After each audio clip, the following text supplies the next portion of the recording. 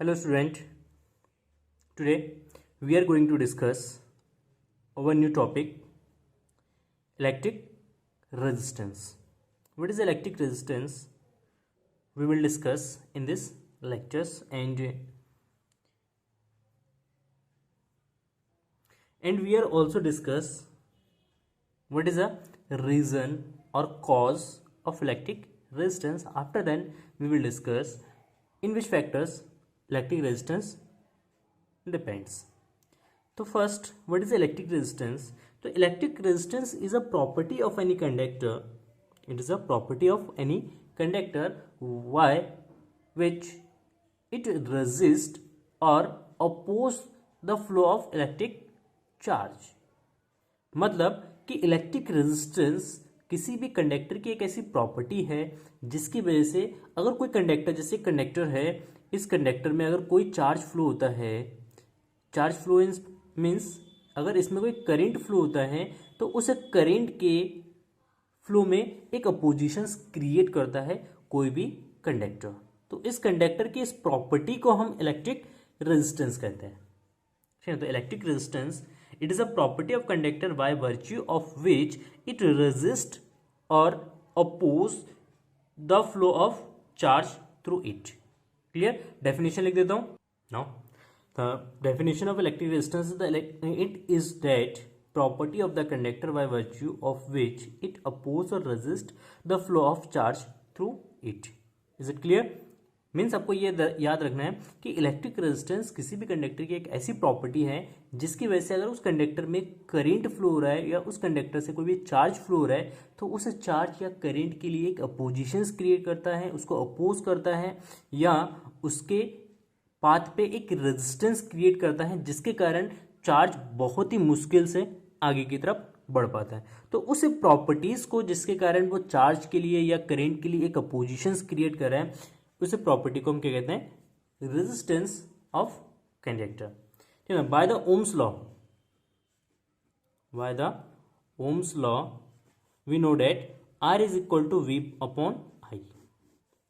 अगर किसी कंडक्टर के क्रॉस वी पोटेंशियल अप्लाई करते हैं, उसमें आई करंट पास होता है, तो R is equal to V upon I from the Ohm's law. Is it clear? What is the unit of electric resistance? Unit, what is the unit of volt potential? It is equal to volt. तो volt by unit of current ampere. तो volt per ampere or we can say it is ohm. It is a SI unit of electric resistance. Symbol of ohm. ओम के symbols को इस तरीके से हम represent करते हैं। जैसे हम कहते हैं किसी कंडक्टर का resistance, we can say that the conductor resistance of conductor is 10 ohm, 10 ohm और 20 ओम और 100 ओम। ठीक है ना, तो यहाँ पे ओम का साइन बनाते हैं, ठीक है, या हम लैंग्वेज में लिख सकते हैं ohm. Is it clear? No, unit of resistance is ohm and the symbol of ohm is like this. Now next, what is the cause of electric resistance? What is the cause?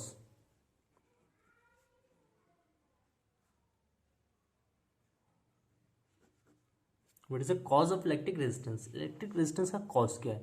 क्यों conductor current के लिए एक opposition create करता है, क्यों उसको resist करता है? क्या ऐसा मैकेनिज्म होता होगा कंडक्टर में जब उसमें से करंट पास होता है? तो फॉर एग्जाम्पल सेलेक्ट ये कंडक्टर है,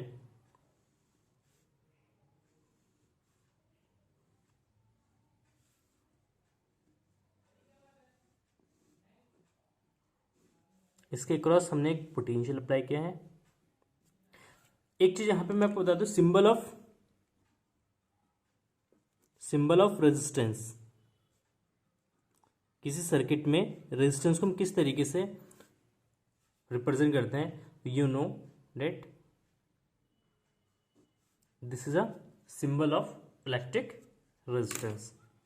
अगर इसमें इस तरीके का साइन है, जस्ट एक एरो लगाओ, it means it show the variable resistance, it means the values of electric resistance may be very. Now what is a cause of electric resistance? Electric resistance क्यों क्रिएट होता है? तो for example let it is a conductor, कोई भी metal का हो सकता है, इसके क्रॉस हमने एक शेल कनेक्ट किया है जिसका वोल्टेज V है। इस वोल्टेज या इसके पोटेंशियल डिफरेंस की वजह से इसमें से एक करंट पास होता है। लेट कर लेते हैं इस कंडक्टर में इस डायरेक्शन में करंट पास हो रहा है, ठीक है। अब now we know that in a conductor there are so many numbers of free electrons. इसके अंदर क्या होते हैं? बहुत सारे फ्री इलेक्ट्रॉन्स होते हैं। अगर कंडक्टर के मैकेनिज्म को देखते हैं तो इसके अंदर बहुत सारे ये फ्री इलेक्ट्रॉन्स हैं, फ्री इलेक्ट्रॉन। क्लियर? इसके अलावा इसके अंदर कुछ एटम्स होते हैं, बॉन्डेड एटम्स होते हैं, इसको हम बॉन्डेड चार्ज कहते हैं। ये जो ब्लू पेन से मैं दिखा रहा हूं ये हमारे क्या है? एटम्स है। Is it clear? Red pen से जो हमने दिखा रखा है ये इलेक्ट्रॉन्स लेट कर लेते हैं इसको, ठीक। और जो ब्लू पेन से दिखा रखा है इसके अंदर नंबर्स ऑफ एटम्स होते हैं। अब जैसे ही किसी कंडक्टर के क्रॉस हम एक बैटरी अप्लाई करते हैं, बैटरी के थ्रू एक पोटेंशियल अप्लाई करते हैं, तो इस पोटेंशियल के कारण इस कंडक्टर में क्या होता है? एक करंट पास होता है।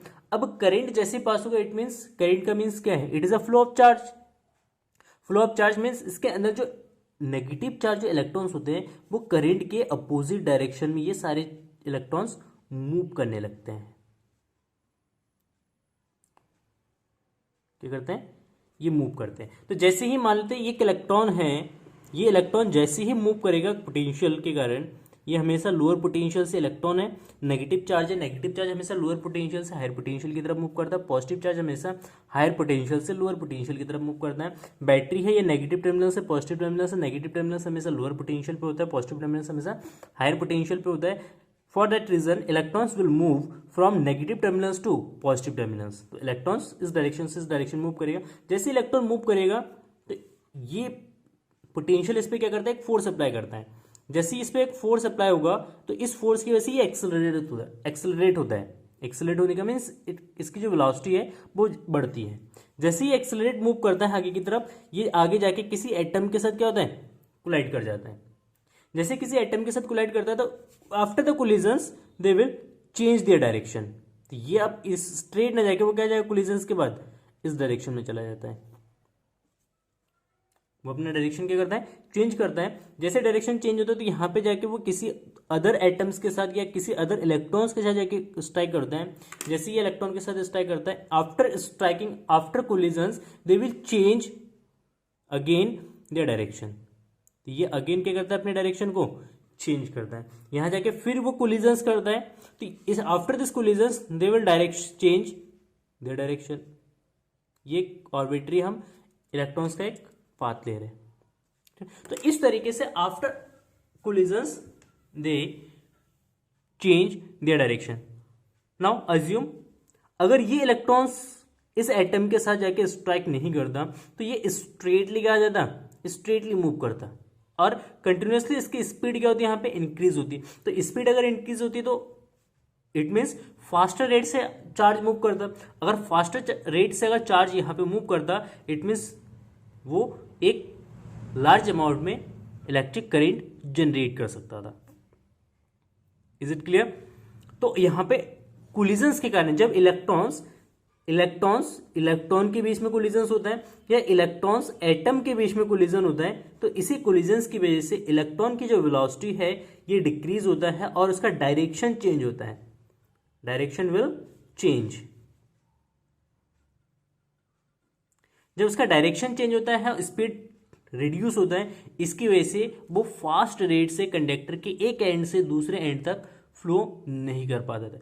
जब कोई भी इलेक्ट्रॉन एक एंड से ए एंड से जब वो बी एंड की तरफ मूव करता है तो वो नंबर ऑफ कोलिजन्स करता है और उसी नंबर ऑफ कोलिजन्स की वजह से कंडक्टर में एक रेजिस्टेंस क्रिएट होता है। रेजिस्टेंस मीन्स वही है कि जब ये कंडक्टर इस कंडक्टर के अंदर जब एक इलेक्ट्रॉन मूव कर रहा है तो ये इलेक्ट्रॉन विदाउट कोलिजन्स अगर एक एंड से दूसरे एंड तक जा पा रहा है तो इट मीन्स इसका रेजिस्टेंस जीरो है, अगर ये नंबर ऑफ कोलिजन्स के थ्रू जा रहे हैं तो इट मीन्स इसके पास कुछ ना कुछ रेजिस्टेंस होगा। तो इसी वजह से एक कोई भी कंडक्टर्स होता है तो उस कंडक्टर के पास एक रेजिस्टेंस होता है, क्योंकि इलेक्ट्रॉन जब मूव करता है, क्योंकि इलेक्ट्रॉन्स बहुत सारे इलेक्ट्रॉन्स होते हैं, नंबर ऑफ इलेक्ट्रॉन्स होते हैं, नंबर ऑफ एटम्स होते हैं, तो number of electrons and number of atoms के कारण इलेक्ट्रॉन्स को नंबर ऑफ कोलिजन्स करना पड़ता है, और जितना ज्यादा कोलिजन करेगा ये कंडक्टर्स के अंदर, एक इलेक्ट्रॉन जितना नंबर ऑफ कोलिजन्स करेगा उसका रेजिस्टेंस उतना ज्यादा होगा। अगर नंबर ऑफ कोलिजन्स कम करता है तो इट मीन्स उसके रेजिस्टेंस कम होगा। तो basically resistance is depend on the, directly अगर बात करें resistance depends on the number of collision, number of collision, ठीक है ना। If number of collision is greater then resistance will also greater, if number of collisions is less then resistance will be less of the conductor, is it clear? तो यहाँ पे आपको बस इतना याद रखना है कि नंबर ऑफ कोलिजन्स पे डिपेंड करता है इलेक्ट्रिक रेजिस्टेंस, और नंबर ऑफ कोलिजन्स वेरी करेगा जब कंडक्टर के डायमेंशन को चेंज करेंगे, जब कंडक्टर के टेम्परेचर्स को चेंज करेंगे। तो उसके बाद हम ये नेक्स्ट लेक्चर्स में हम ये देखेंगे कि जो इलेक्ट्रिक रेजिस्टेंस है वो किस किस फैक्टर्स पे डिपेंड करता है, मतलब कंडक्टर के किस किस फैक्टर्स को चेंज करने के बाद इलेक्ट्रिक रेजिस्टेंस चेंज होता है। अगर हम यहाँ पे बात करते हैं कि R is equal to V upon I according to Ohm's law, if I is equal to zero, if I is equal to zero then we can say R is equal to infinity. It means अगर I zero है तो current resistance infinity होगा। यहाँ पे value substitute करेंगे R equal to V by zero, तो it means R equal to infinity, but it is not true, it is not true. If V is equal to zero, V equal to zero, it means R equal to zero, it is again not true. कह रहे कि potential अगर zero है तो resistance zero होगा according to Ohm's law, correct नहीं है, क्योंकि रेजिस्टेंस जीरो होगा ऐसा जरूरी नहीं है। अगर करंट जीरो है तो इट मीन्स रेजिस्टेंस इन्फिनिटी होगा, ये भी जरूरी नहीं है, ठीक है ना। इसको अगर एक एग्जांपल्स के थ्रू समझते हैं, जैसे मान लेते हैं हमारे पास एक बकेट है, ठीक है ना, एक बकेट है, इस बकेट की कैपेसिटी है 5 लीटर वाटर की। कितनी है? 5 लीटर वाटर की किसकी कैपेसिटी है, मतलब इसमें हम 5 लीटर वाटर जो है स्टोर कर सकते हैं। Is it clear? नो। अगर 5 लीटर वाटर स्टोर कर सकते हैं तो इसकी कैपेसिटी 5 लीटर है।